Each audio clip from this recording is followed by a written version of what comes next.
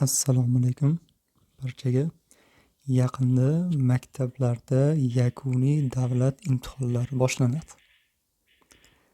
Demak, shuni hisobga olib, 9-sinf o'quvchilari uchun yordam sifatida matematika imtihon savollarini birga tahlil qilamiz. Xo'p.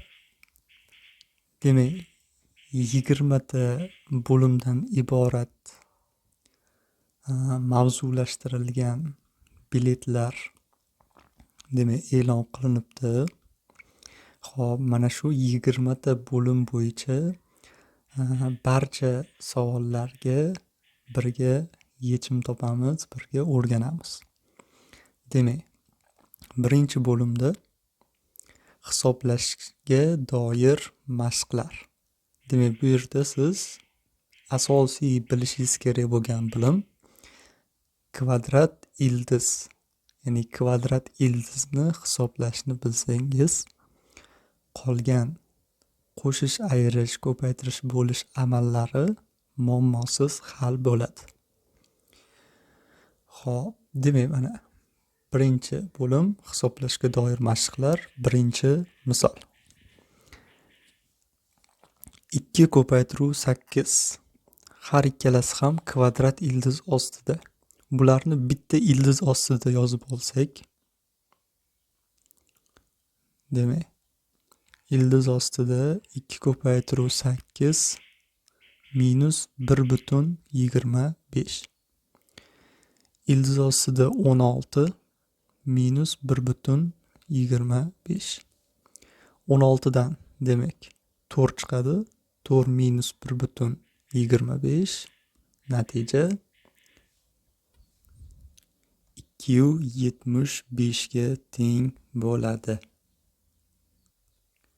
Hop, xuddi shu tartibda keyingi misollarga ham yechim topishga harakat qilamiz. Hop, demak, bu qismi hozircha xalaqit qiladi. Hisoblang. Demak, ildiz ostida 200 ni 100 kara 2 ko'rinishda yozib olsam, taqsim ildiz ostida 2 minus 0,2. Ildiz ostidagi ifodalarni bitta ildiz ostiga kiritib olaman. 100 kara 2 taqsim 2 minus 0,2. Demak, ikkilar qisqarib ketsa, 100 dan ildiz ostida 10 minus 0,2. Demak, natija 9,8 ga teng bo'ladi. Keyingi 3-misolimizda endi mana bu ikkalasini 0,36 va 10 ni bitta ildiz ostida yozib olamiz. Ya'ni 2,1 minus ildiz ostida 0,36 kara 10. 2,1 minus ildiz ostida demak 0,36. 0,36 dan demak ildiz 0,6 chiqadi. Demak, ayirmamiz 1,5 ga teng bo'ladi.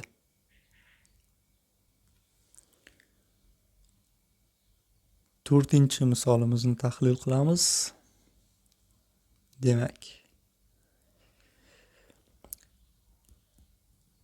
49 dan ildizda 7 chiqsadi minus 0,5 ni 5 darajasi bo'lingan 0,5 ni 3 darajasi. Bunda darajalar ayriladi. Ya'ni 0,5 ni kvadrat hosil bo'ladi. 7 minus 0,25. Natija 6,75 ga teng bo'ladi. 5-misolimiz. 12 va 3 ni bitta ildiz ostiga kiritib olamiz. Ildiz ostida 36 minus 5,45. Natija 6 minus 5,45. Xo'p, demak ayirmamiz teng bo'ladi 0,55 ga.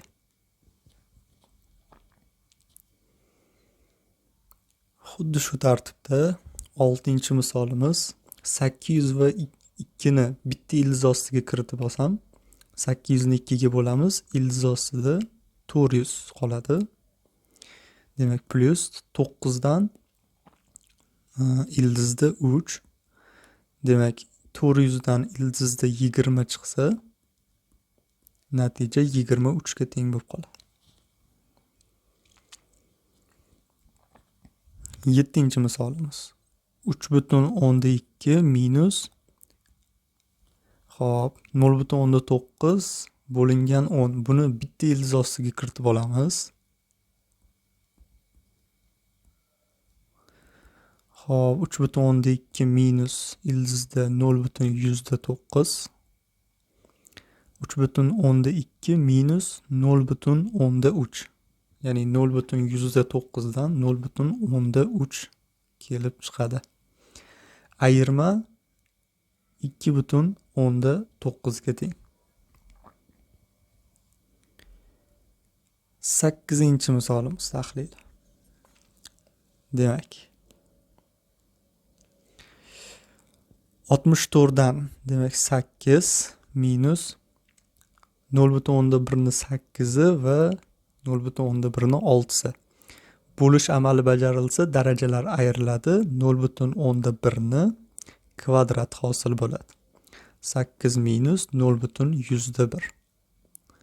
Demak, natija 7,99 ga teng bo'ladi. 9-misolimiz 2 va 50 ni bitta ildiz ostiga kiritib olsak, 100 minus 7,25. 10 minus 7,25. Natija, demak, natijamiz 2,75. 10-misolimiz. Demak, 81 dan 9 plus 3 kara ildiz ostida 4 dan 2.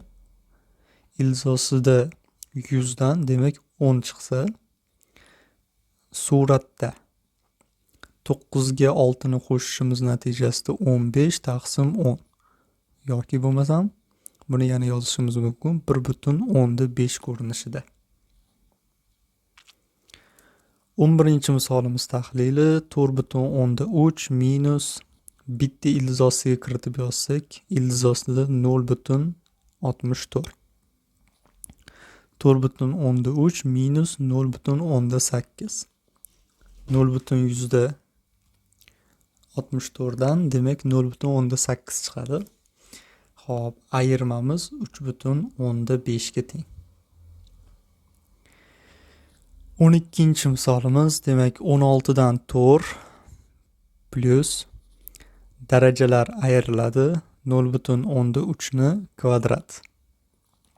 Demak, 4 plus 0,9. Natija 4,9 ga teng. 13-misolimiz bitta ildiz ostiga kiritib olamiz. Demak, ildiz ostida 36 minus 2,5.